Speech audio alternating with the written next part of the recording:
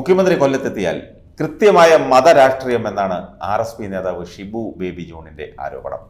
കാരണം മറ്റൊന്നുമല്ല, നരേന്ദ്രമോദിയോട് അത്രയും ഭക്തിയുള്ള ആളുമായിട്ടാണ് മുകേഷ് കൊല്ലത്ത് മത്സരിക്കുന്നതെന്ന് കഴിഞ്ഞ ദിവസം KB ഗണേഷ് കുമാർ പറഞ്ഞതിന് മറുപടിയായിട്ടാണ് ഷിബു ഇത് പറഞ്ഞത്.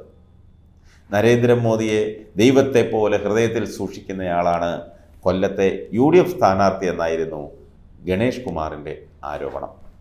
കൊല്ലത്തെ UDF സ്ഥാനാർത്ഥിയുടെ വീട്ടിലെ പൂജാമുറിയിൽ പ്രധാനമന്ത്രി നരേന്ദ്രമോദിയുടെ പടം കണ്ടേക്കുമെന്നും ഗണേഷ് കുമാർ പരിഹസിച്ചു.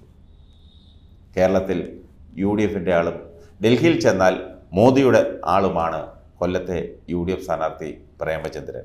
നടന്ന് കള്ളം പറയുന്ന ആളാണ് പ്രേമചന്ദ്രൻ. ഡൽഹിയിൽ ചെന്നാൽ മോദിയുടെ ആളാണെന്നും രാഹുൽ ഗാന്ധിയും പ്രിയങ്ക ഗാന്ധിയും ബോബനും മോളിയുമാണ്. കൂടെ നടക്കുന്ന പൂച്ചയാണ് ആലപ്പുഴയിലെ UDF സ്ഥാനാർത്ഥി KC വേണുഗോപാൽ. ജീവിതത്തിൽ നോമ്പുകഞ്ഞി കാണാത്ത വിധത്തിൽ തള്ളവിരൽ നക്കി കുടിക്കുകയായിരുന്നു സുരേഷ് ഗോപി. ബാബറി മസ്ജിദ് പൊളിച്ച് അമ്പലം പണിത ശേഷം മോദി അബുദാബിയിൽ പോയി അമ്പലം ഉദ്ഘാടനം ചെയ്തു. ഇത്തരത്തിൽ പെരുമാറാൻ മോദിക്ക് ലജ്ജയില്ലേ എന്നും ഗണേഷ് കുമാർ പരിഹസിച്ചു. ഇതിന് മറുപടിയായി കൊല്ലത്ത് മത്സരം UDFും LDFും തമ്മിലാണെന്ന് ചൂണ്ടിക്കാണിച്ച ഷിബു ബേബി ജോൺ രണ്ടാം സ്ഥാനം LDFിനാണെന്നും ചൂണ്ടിക്കാണിച്ചു.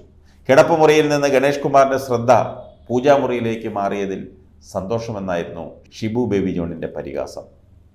പൈതൃകം വ്യതിചലിച്ച് താൻ പോയിട്ടില്ല.